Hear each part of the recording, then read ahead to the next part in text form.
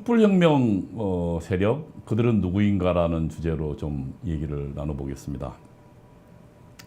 문재인 정부는 이번 정부를 자신이 촛불혁명에 의해서 탄생된 정부라고 이야기하고 있고, 그리고 이번에 그 G20 독일에 있던 정상회담에 가서 독일 메르켈 총리와 불란서 총리와 만나서, 불란서 대통령이죠, 만나서 불란서 혁명과 자신의 촛불혁명을 비교하기도 했습니다.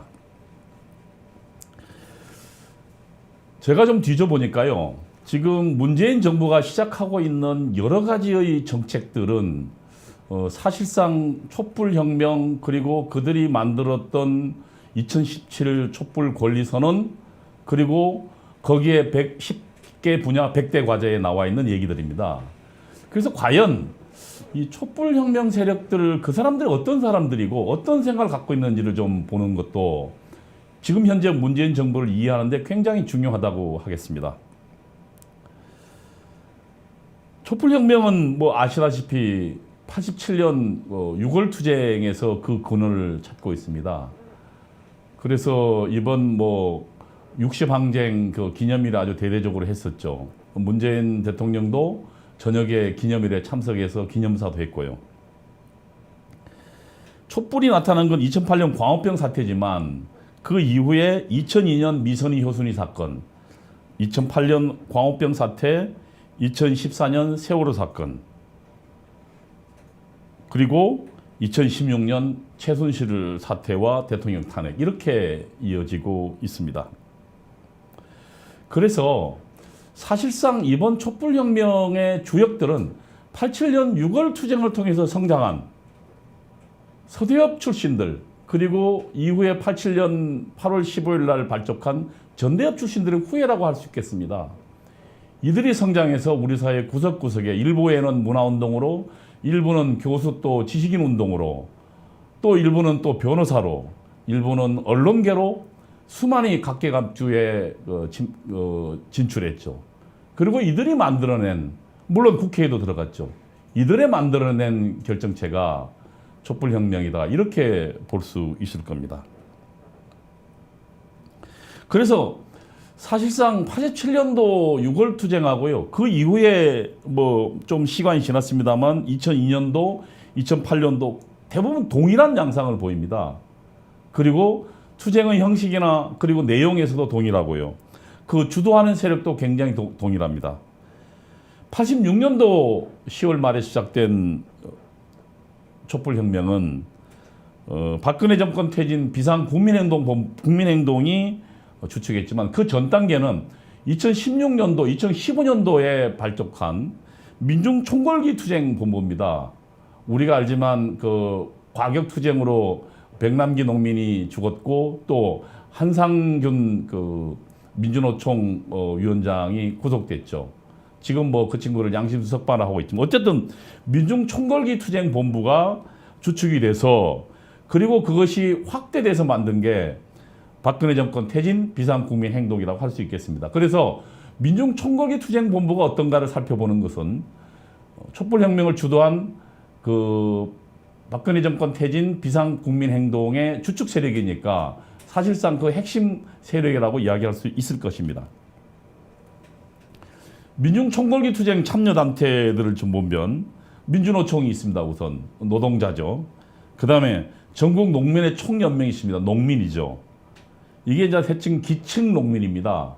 거기다가 전국 비민연합, 그러니까 빈민들, 그 다음에 여성 농민의 총연합, 그 다음에 민주노동자 전국회의, 범민련 남측본부, 평화통일을 여는 사람 평통사, 한국진보연대, 민족자주평화통일 중앙회의. 그 다음에 이번에 그 교육부 장관에 임명된 사람이 민주화를 위한 전국교수협회, 민교협의 의장이었죠. 그 다음에 보건의료단체연합, 이런 해가지고 총 58개 단체로 구성되어 있습니다.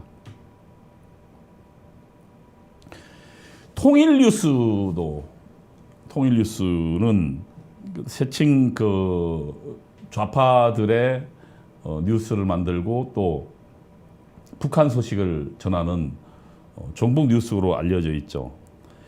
통일뉴스가 2016년 9월 20일자에 발표한 것 따르면 민중총궐기 투쟁본부는 2015년도에 세상을 바꾸는 11개 요구에서 하나를 더해서 2016년도는 세상을 바꾸는 12대 요구안을 발표했습니다. 그리고 이것은 2017년도에도 그대로 세상을 바꾸는 12대 요구안은 그대로 들어 있습니다. 세상을 바꾸는 12대 요구안을 좀 보겠습니다.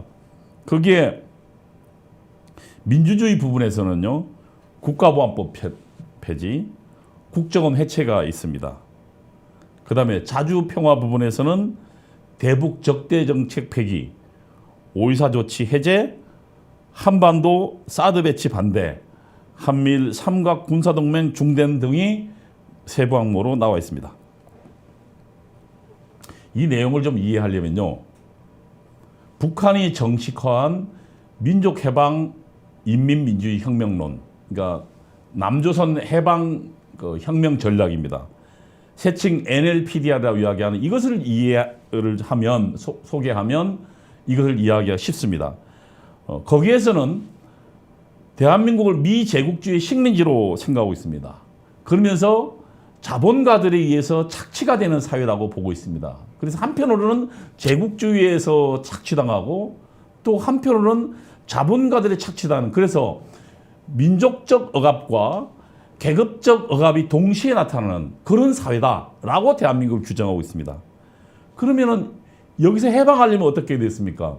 미제국주의에서 벗어나는, 해방하는 민족 해방 과제하고, 그 다음에 계급적 착취, 그러니까 자본가가 지배하는 계급적 착취를 없애는 계급 해방, 이 두 개가 중요하다고 이야기를 하죠. 그래서 이거를, 이 과제를요, 세 가지로 정식화했습니다. 이걸 강령적 과제라고 하는데요. 자주민주통일, 여러분 많이 들어보셨죠?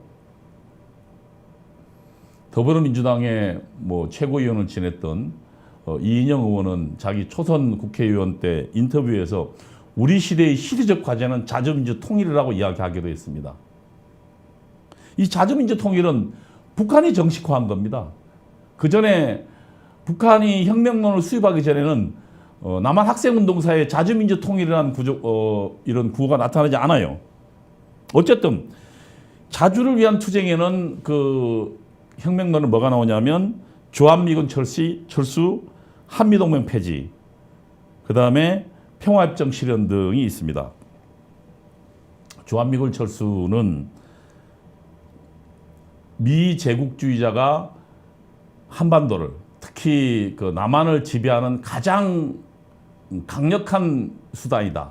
그래서 군사적으로 강점하고 있다 이야기합니다. 그래서 주한미군을 내보내는 것에 가장 우선은 둬야 한다고 주장하죠. 그 다음에 이제 민주를 위한 투쟁에 국가보안법 철폐, 공안통치기구 해체. 공안통치기구는 국가정보원이나 그 다음에 경찰의 공안부서, 검찰의 공안부서 이런 것들을 말합니다. 양심수 석방. 이런 것들이 지금 북한이 이야기하는 자주민주 통일의 강령적 과제들이고 투쟁의 과제들입니다. 그러면은 지금 총궐기 투쟁본부의 12개 요구안 가운데 아까 민주주의 부분에서 있죠? 우리가 보았던 것이 뭐가 있습니까? 국가보안법 철폐가 있죠. 다음에 국정원 해체가 포함되어 있죠. 국가보안법 철폐는 왜 중요하냐면 공산주의자들의 활동을 용이하게 하기 위해서입니다. 그러니까 대한민국을 전복하려고 하는 전복주의자의 입장에 보면 국가보안법은 굉장히 자기들을 억압하는 그런 악법이라고 이야기하죠. 왜냐하면 그것을 통해서 그들의 활동들이 감시당하고 때로는 구속당하고 하기 때문이죠.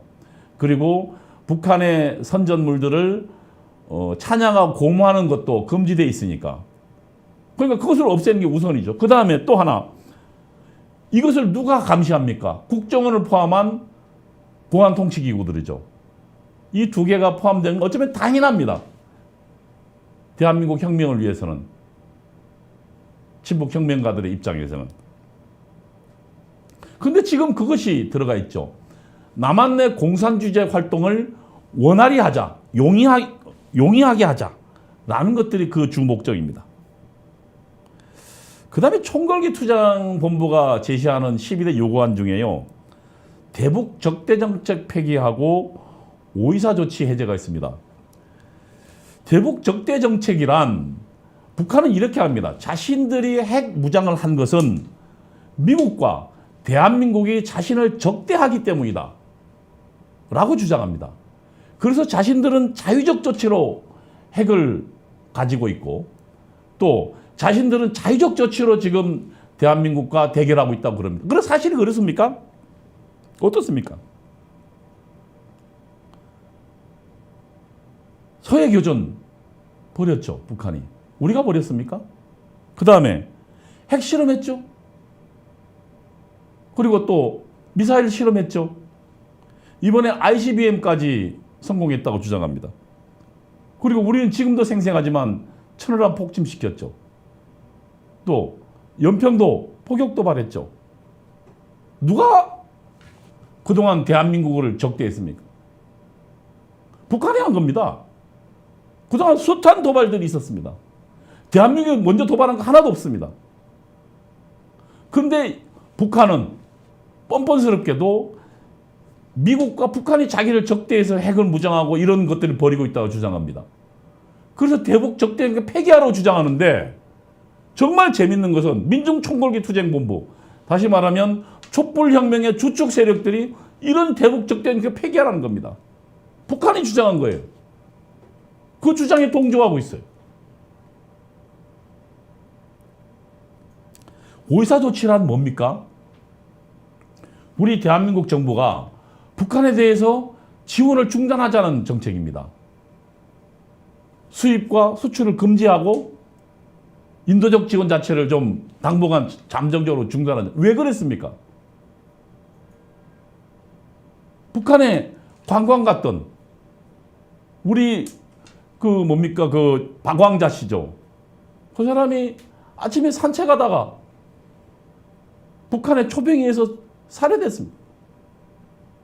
그리고 천안함 폭침당하고 연평도 포격당하면서 잠정적인 조치를, 그리고 북한이 당국에 명백한 사과와 재발 방지가 있어야 오이사 조치를 해제하겠다 했습니다.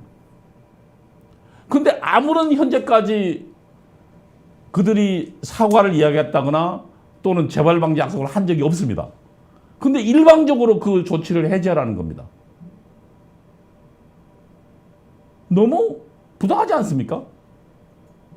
근데 이 주장을 북한이 해왔는데 지금 대한민국의 민중총궐기 투쟁본부, 촛불혁명을 진행했던 그 사람들이 주장하고 있는 겁니다. 민중총궐기 투쟁본부 그리고 촛불혁명의 주도 세력들은 자신들의 해명이 있어야 됩니다. 적어도 북한의 주장과 자신들의 주장은 어떻게 다른지. 그렇지 않으면 이들이 북한의 주장에 동조한다는 함정 의심을 버릴 길이 없습니다.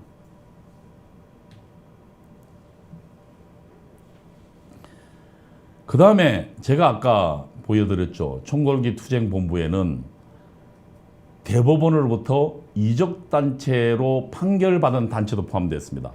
이적단체란요, 다시 말하면 북한을 이롭게 하는 단체를 말하는 것입니다. 대법원 판결이 나온 단체가 포함되어 있습니다.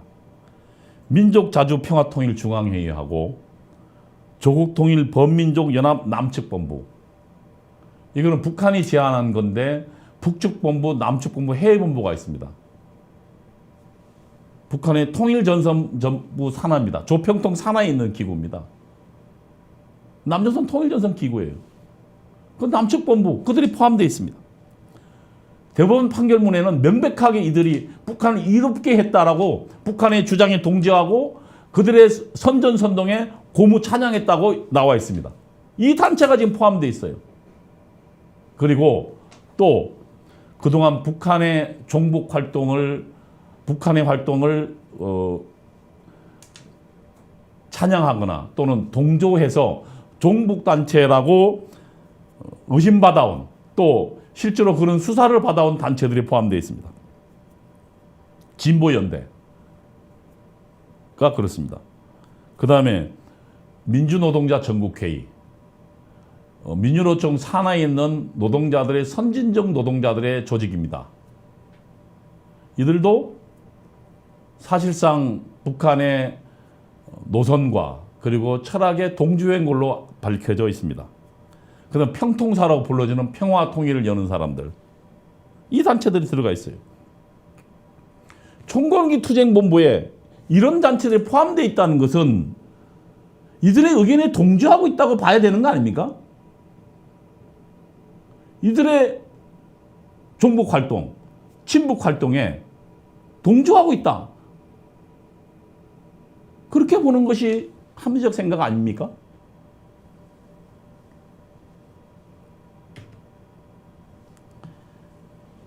(2017년) 촛불 권리선언을 보겠습니다. 박근혜 정권 퇴진 비상국민행동 공부에서 3월 10일 박근혜 대통령이 탄핵되자 3월 11일 2017년 촛불 권리선언을 발표했습니다. 그 내용을 보겠습니다. 뭐 여러 가지 있죠. 자신들의 촛불은 4.19 혁명, 5.18 광주 민중항쟁, 87년 항쟁을 우리는 기억한다. 2002년 효순이와 미선을 추모하고 2008년 미국산 쇠고기 수입을 거부하며 촛불을 들었던 우리들은 또다시 한겨울의 광장을 지키며 촛불을 들었다. 이들의 촛불 운동이 단순히 어느 날 갑자기 일어난 것이 아니라 87년 6월 항쟁부터 또 2000년 미선이 효순이 2008년 광우병 사태까지 면면이 이어져 내려오고 있다고 선언에 이야기하고 있습니다. 그 다음에 이어서 이야기하고 있죠. 우리들의 촛불은 세월호 참사로 희생된 피해자들의 통곡이며, 왜? 다시 말하면 세월호 참사를 투쟁으로 이끌어낸, 반정부 투쟁으로 만들어낸 그들이 주역이라는 걸 이야기하고 있죠. 또 재벌에게 몫을 빼앗긴 노동자와 서민의 눈물이다. 그 이야기는 무슨 말입니까? 대한민국이 자본가들에 의해서 착취당한다는 사회라는, 그런 계급적 착취를 받고 있는 사회라는 표현의 다른 표현 아닙니까? 그리고 성소수자들, 그리고 외교와 안보의 미명 안에 존엄을 짓밟혀온, 외교와 안보의 미명 아래 누가 존엄을 짓밟혀왔죠? 이 땅의 민초들이 지키는 선언이라는데,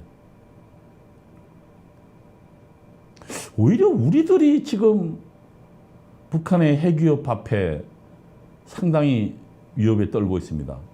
그리고 지난 대선 또 뭐 그 이게 여론조사에 하면 우리 국민들 60% 이상이 북한의 핵 위협이 실질적이라고 생각하고 있는데, 근데 촛불 권리선에는 외교 안보의 미명 앞에 존엄을 짓밟히고 있는 이 땅의 민초들이래요.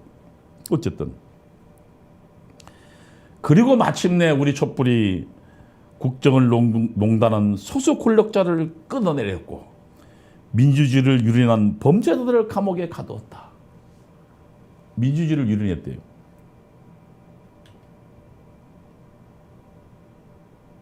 그리고 이렇게 이야기합니다. 새로운 민주주의 길로 나아갈 것임을 선언한다. 대한민국은 자유민주주의 공화국입니다. 대한민국의 채택은, 민주주의는 두 가지로 나눌 수 있습니다. 제가 지난 시간에 한번 설명드린 것 같은데요. 민주주의 방식에는 전체주의로 하는 방식도 있고 또 자유주의와 결합한 방식도 있습니다. 오늘날 우리가 채택한 민주주의는 자유주의와 결합한 방식입니다. 그리고 다수의 뜻을 하나로 모으는 전체주의 방식이 인민민주주의 혹은 민중민주주의, 북한식 민주주의입니다. 이 두 가지 방식밖에 없어요. 그럼 새로운 민주주의는 어떤 민주주의인지 굉장히 궁금합니다. 저는 이들이 꿈꾸는 새로운 민주주의가 이미 실패로 판명된 전체주의적 민주주의가 아니길 바랍니다. 북한식 인민민주주의가 아니길 바랍니다. 그리고 이들은 더 이야기합니다. 투표장을 넘어 생활 전반에서 주권을 행사할 때 국민이, 저가 아마 첫 시간에 또 이야기도 좀 했을 겁니다. 우리 국민 주권론, 국민이란 누구냐? 실질적 광장에 나온 사람이 아니라 우리 전체를 통칭하는 권력의 주체로서, 권력의 상징적 주체로서 통칭하는 추상적 개념이다 라고 설명했을 겁니다. 그래서 불란서법이나 다른 헌법에는 이 국민이 주권을 어떻게 행사하는가 딱 두 가지다. 하나는 대표자를 통해서, 그러니까 국회의원 또는 대통령, 또 하나는 국민 투표를 통해서 헌법이 규정한 데 따라서 국민 투표로 부의된 그 안건에 대해서 투표로 참여함으로써 국민의 주권은 행사된다고 이야기하고 있습니다. 그런데 이곳에 생활 전반의 주권을 행사한다? 무슨 얘기예요? 광장에 나온 사람들이 자신의 목소리를 가지고 모든 것을 국민 주권의 이름으로 넘나들 때 그 민주주의는 조종을 구할 겁니다. 전체주의적 민주주의로 갈 필연적 가능성이 있습니다. 이 민주주의를 지금 이야기하고 권리선언은요.